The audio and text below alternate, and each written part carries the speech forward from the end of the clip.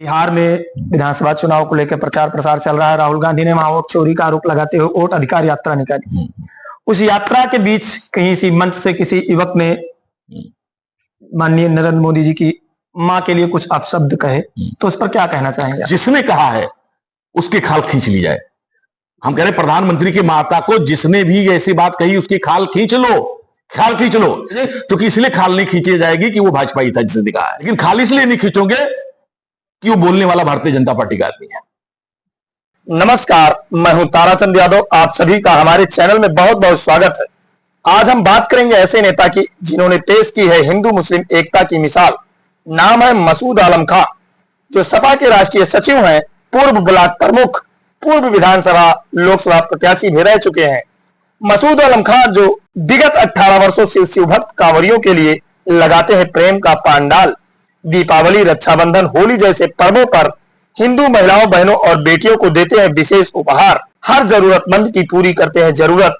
इनकी राजनीतिक यात्रा समाज सेवा से जुड़ी है। 14 वर्षों तक बसपा में रहने के बाद कुछ कारणों से बसपा से हुए निष्कासित। अखिलेश यादव से प्रभावित होकर सपा का थामा दामन। वर्तमान में सपा में राष्ट्रीय सचिव के पद पर है आसीन।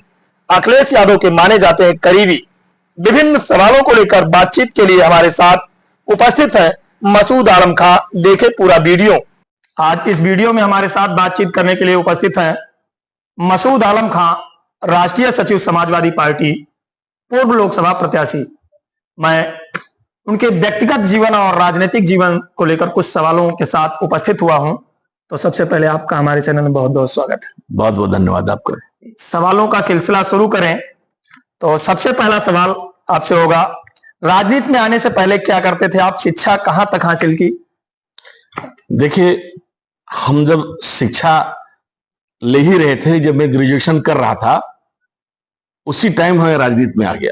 1998 की बात है। सलमान खुर्शीद साहब कांग्रेस के प्रदेश अध्यक्ष थे और उनका गोंडा आगमन हुआ और हम लोग उनके स्वागत में लगे, उनका अभिनंदन किया। उसमें उन्होंने हमारा परिचय हुआ। फिर उन्होंने मुझे लखनऊ बुलाया। एक हमारे नेता राघवराम मिश्रा जी थे, तो उनसे कहा कि जब आप लखनऊ आना तो उनको ले आता। मैं लखनऊ एक हफ्ते के बाद गया और उन्होंने मुझे कांग्रेस का जो स्टूडेंट विंग है उसका मुझे जिला अध्यक्ष बना दिया, एनएसयूआई का जिला अध्यक्ष 1998 में बना दिया।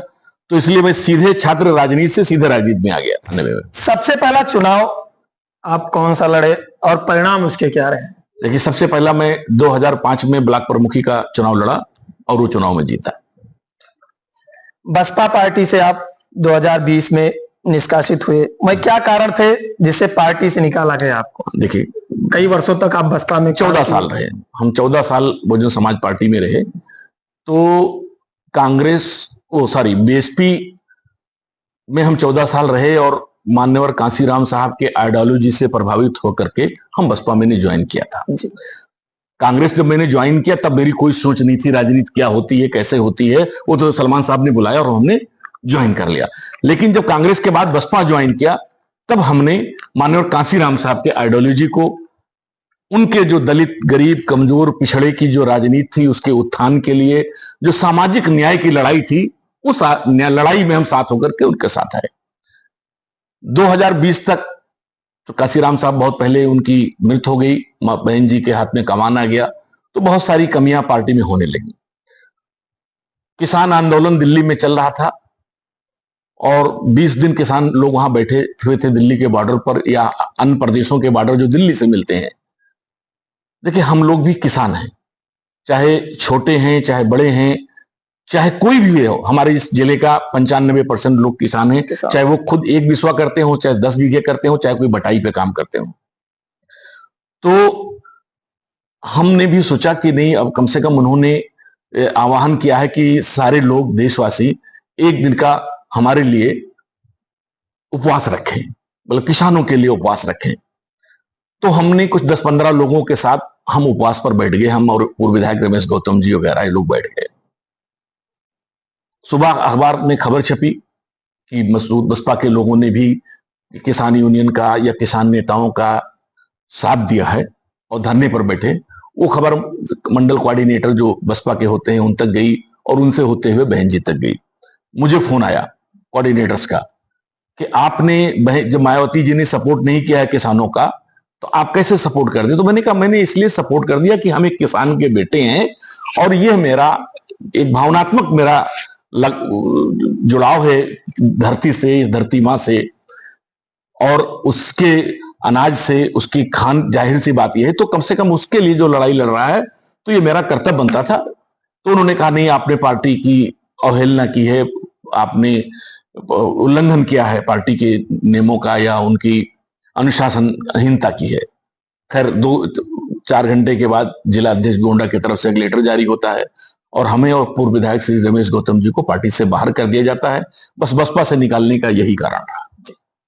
समाजवादी पार्टी में आने का क्या कारण था? सपा के किस नेता से आप ज्यादा प्रभावित हुए जिससे आप समाजवादी पार्टी ज्वाइन कर लिए? देखिए, समाजवादी पार्टी में ज्वाइन करने के लिए मैंने माननीय अखिलेश यादव जी से प्रभावित हुआ, क्योंकि बहन जी जो मान्यवर कांसीराम साहब की वसूल थी, जो उनकी नीति थी, उससे वो हट गई। एक तरह से अप्रोक्ष रूप से वो भारतीय जनता पार्टी के लिए काम करने लगी, उनके बी टीम के रूप में। तो जो मिशन था माननीय कांसीराम साहब का, वो मिशन को माननीय अखिलेश यादव जी दलितों की लड़ाई, पिछड़ों की लड़ाई, अति पिछड़ों की लड़ाई वो लड़ने लगे। तो मुझे ये दिखा कि नहीं, जो काम बहुजन समाज पार्टी के वजूद में जो बनने का, जो माननीय कांसीराम का सपना था, जिसे बहन जी ने छोड़ दिया, उससे हट गई। अब उस मिशन को माननीय अखिलेश यादव जी लेके चल रहे हैं। तो इसलिए मैंने समाजवादी पार्टी माननीय अखिलेश यादव जी के नेतृत्व में 20 दिसंबर 2020 को एक बहुत बड़े भव्य तरीके से, बहुत बड़े स्तर पर हमने समाजवादी पार्टी कार्यालय में अपनी ज्वाइनिंग की। गोंडा की राजनीति में आप सक्रिय थे ही, साथ ही आप श्रावस्ती, बहराइच विधानसभा, कैसरगंज में सक्रिय रहे। इसे क्या समझे, समाज सेवा या फिर टिकट की इच्छा? बाहर सी बात यह है कि टिकट की जो एक राजनीति करता है चुनाव लड़ने की, तो जाहिर सी बात है हमारी इच्छा है और इच्छा रही है। जो चुनाव करता है तो लड़ने के लिए करेगा, चुनाव न लड़े। सियासत में जैसे दो लोग हैं, एक लोग संगठन के लोग होते हैं जिन्हें पार्टी का एक शुरू से एक मोटिव होता है, जो आदमी अपना बंदा प्लान बनाता है कि हमें संगठन के लिए काम कर। हम शुरू से 2 बार ब्लॉक प्रमुख रहे, विधानसभा लड़े, बहुत कम चुनाव वोटों से हमारे। तो हमारा तो शुरू से था कि हम संगठन में रह करके उतनी सेवा जनता का नहीं कर सकते, अगर हम जनप्रतिनिधि बन जाएं तो हम ज्यादा जनता की सेवा कर सकते हैं। इसलिए चुनाव लड़ने का रहा, चाहे वो गोंडा हो, चाहे बलरामपुर, बस्ती हो। हमारे लिए देखिए, कभी हमने जिले की सीमाएं नहीं रखी।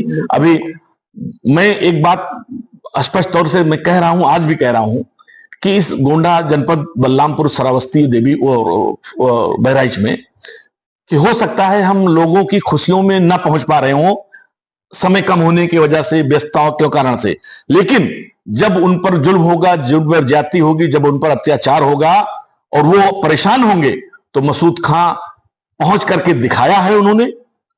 और फिर जब भी ईश्वर करे, अल्लाह करे, उन पर कोई परेशानी ना आए, जब भी कुछ ऐसा होगा तो हम सबसे पहले खड़े होंगे। मैं उदाहरण के लिए बता दूं कि कैसरगंज से मैंने पूरी तैयारी की, हमारा टिकट नहीं हो पाया, जिसका टिकट हुआ मैंने उनकी मदद की, उनको चुनाव जीते, आनंद यादव जी। उसके 1 साल के बाद में एक वजीरगंज कस्बा है फगरपुर में, आप समझ रहे हैं, वहां पर 30-35 मकानों को सरकार ने अवैध बताते हुए बुलडोज कर दिया।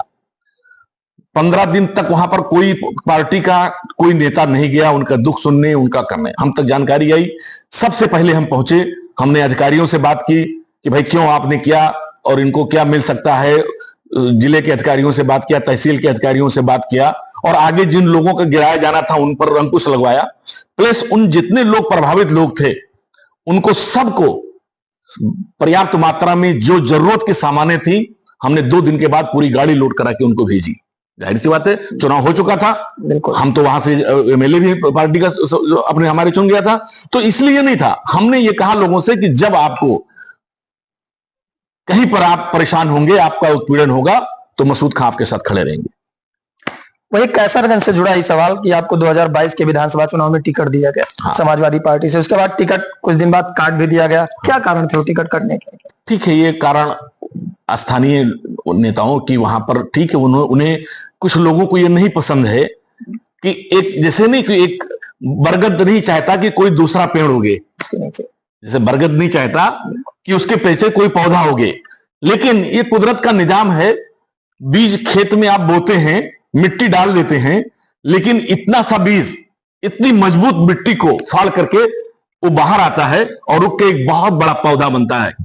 वही बरगद जब अलग पड़ता है ना, तो जाहिर सी बात है इतना सा उसकी है, मिलीमीटर में है, और उस जमीन को फाड़ करके एक ऊपर वृक्ष बनता है। तो ये कुदरत का निजाम है। लोग रोकने का प्रयास करते हैं, ये उनकी गलतफहमी है।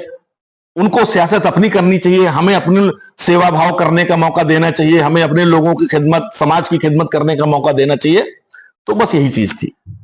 पूर्व ब्लॉक प्रमुख रहे आप 2 बार, तो पूर्व ब्लॉक प्रमुख के रूप में गोंडा में समाज सेवा से लेकर लोकसभा और उम्मीदवार बने आप, जब राष्ट्रीय सचिव बने, इस तक का सफर बीच का कैसा रहा? बहुत अच्छा रहा। और मैं एक चीज आपके चैनल के माध्यम पर पहली बार बोल रहा हूं, मैं 10 साल ब्लॉक प्रमुख रहा। ये वीडियो आएगा, आप सारे लोग इस मंडल में देखेंगे। 10 साल के ब्लॉक प्रमुख में मैंने सबसे ज्यादा कैंप लगवा करके कई हजार पेंशन बनवाए, विकलांग सर्टिफिकेट बनवाए, लोगों को आवास अधिक से अधिक, सबसे ज्यादा हमारे टाइम में 16 ब्लॉक इस जिले में है, सबसे ज्यादा पेंशन हमने वहां पर स्वीकृत कराया, कैंप लगवा करके सबसे ज्यादा विकलांग सर्टिफिकेट, वृद्धा, विधवा, और सबसे ज्यादा आवास दिलाया।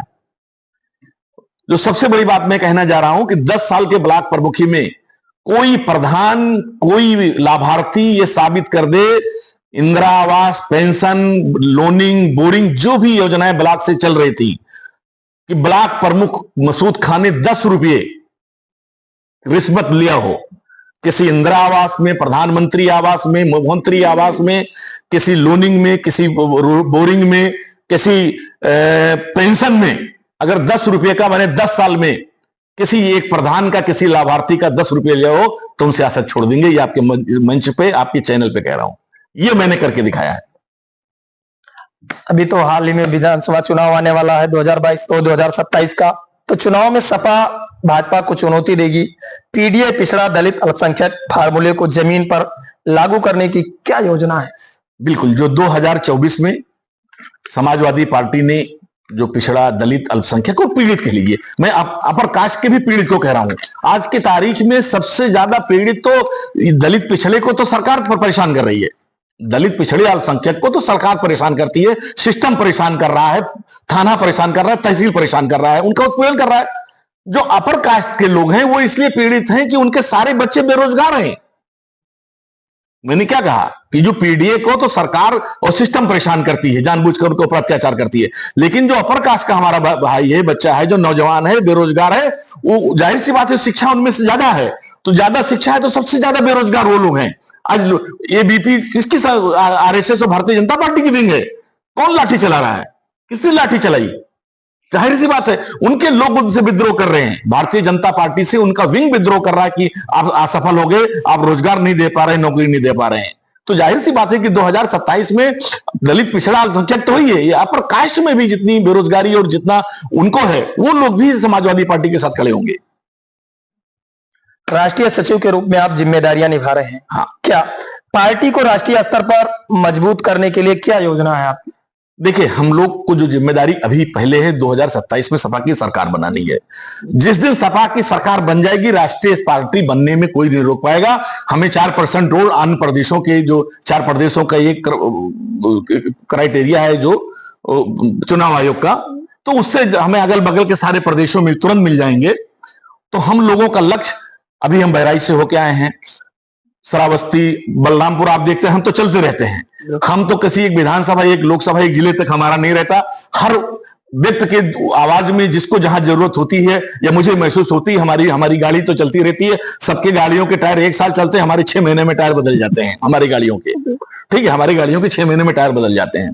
तो इसलिए हमारी और हमारी पार्टी का सबसे पहले लक्ष्य है कि 2027 में यहां पर समाजवादी पार्टी की सरकार बनाई जाए, ताकि सभी शोषित, वंचित, जो पीडीए वर्ग है और जो पीड़ित वर्ग है, हम कह रहे हैं पत्रकार नहीं पीड़ित है क्या?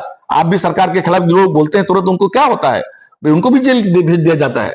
तो जो भी पीड़ित हैं उन सबको न्याय मिले, सबको रोजगार मिले, शिक्षा मिले, सबको दवाई मिले, सबको जो भी कुछ है मौलिक मूलभूत सुविधाएं हैं वो लोगों को मुहैया हो।